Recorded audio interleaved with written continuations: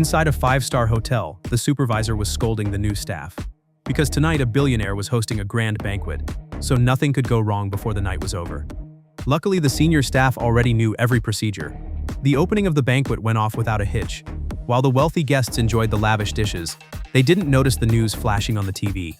Terror attacks were breaking out all over Mumbai. Crowds of refugees rushed toward the five-star hotel. But none of this seemed to concern the rich. Only the manager from a humble background showed mercy and let them in. But he never imagined that this act would turn the hotel into hell. Two terrorists went up to the second floor. Calmly, they pulled weapons from their bags and ruthlessly opened fire on the crowd. In seconds, the hall erupted in chaos as people scattered. A waiter saw it through the window and quickly told others to shut off the lights.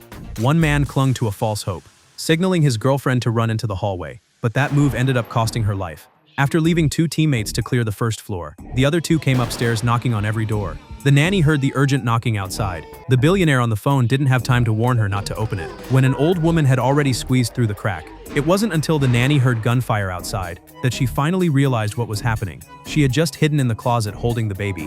When two terrorists stormed into the room, they quickly noticed the bathroom door was locked. The clever old woman still couldn't escape their bullets. After they finally left the room, the nanny rushed into the bathroom with the infant, so the baby's cries wouldn't give them away. When the billionaire learned they were safe, he ignored the pleas of his wife and the staff, and prepared to bring them down from the fourth floor. At that moment, a few survivors were still in the hall. One of them tried to reunite with his partner, not realizing a gunman was still guarding the entrance.